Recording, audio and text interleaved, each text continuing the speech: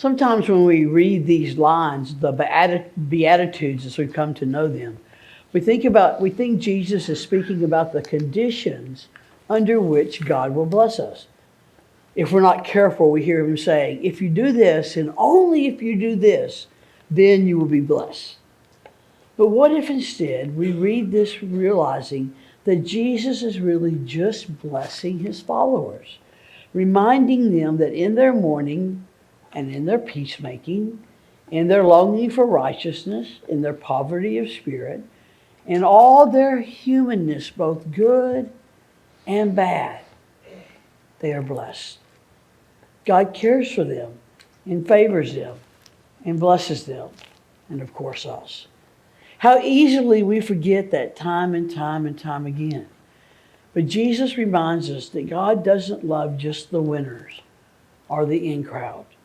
Remember, Jesus eats with sinners, hangs out with fishermen and shepherds, touches lepers and blind men, heals the lame, and resurrects the dead, talks with adulterers and prostitutes, and declares God's unending love and acceptance of each of them.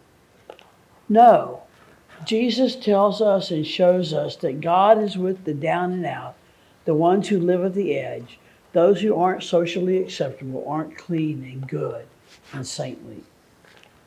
Now, that's probably a word we should examine today.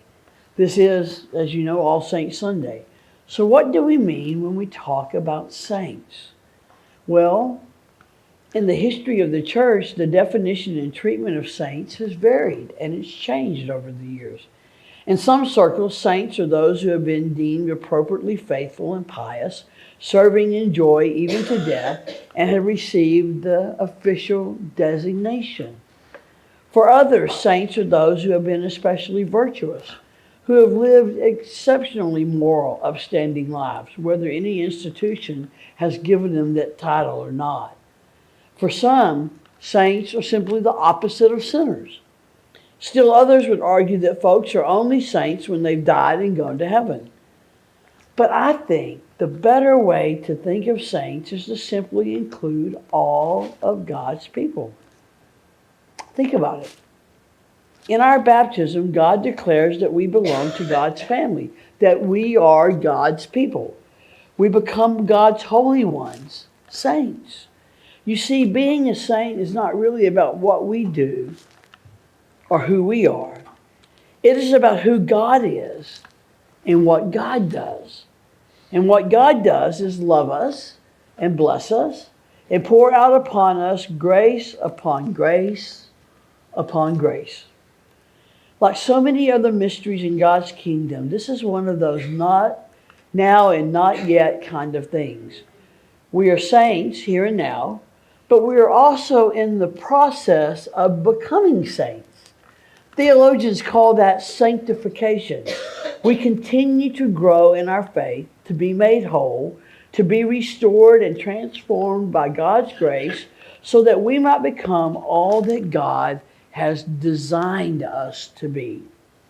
Perhaps the whole idea of thinking of ourselves as saints is a difficult concept for a couple of reasons.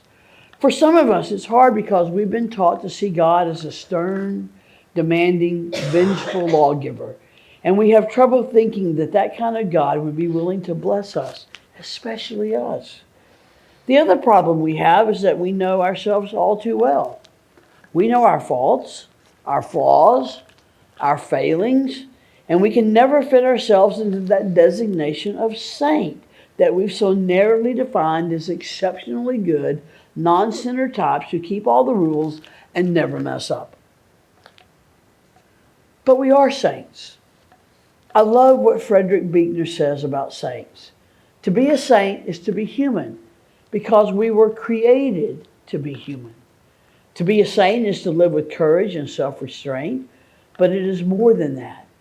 To be a saint is to live not with hands clenched to grasp, to strike, to hold tight to a life that is always slipping away the more tightly we hold it, but it is to live with hands stretched out both to give and receive with gladness. To be a saint is to work and weep for the broken and suffering of the world, but it is also to be strangely light of heart in the knowledge that there is something greater than the world that mends and renews. Maybe more than anything else, to be a saint is to know joy. Not happiness that comes and goes with the moments that occasion it, but joy that is always there like an underground spring, no matter how dark and terrible the night. To be a saint is to be a little out of one's mind, which is a very good thing to be a little out of from time to time. It is to live a life that is always giving itself away and yet is always full. Beneath our yearning for whatever glitters brightest in this world lies our yearning for this kind of life. We are saints because we are blessed. Now, here, not just when we get it right, not in a sweet by and by. Jesus told us, blessed are you in our humanness, in our faults, in our brokenness, in our mistakes. We are blessed, highly favored, living with God, being made whole, holy, blessed. Why are we so quick to forget that? The Lutheran preacher David Lose tells a story from his days in graduate school at seminary. He writes, one of my teachers, Dr. Cleophas LaRue, would regularly address me as Dr. Lose. Eventually, it made me uncomfortable enough that I said something to him. But Dr. LaRue, I haven't earned my doctorate yet.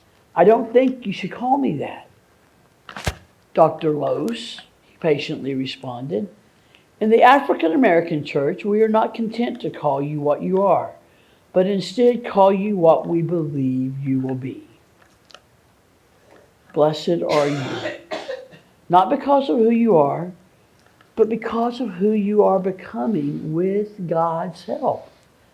Rejoice and be glad, for today we join with the communion of saints as we gather around this holy meal. In a few moments, we will gather with all the saints to celebrate the sacrament of Holy Communion.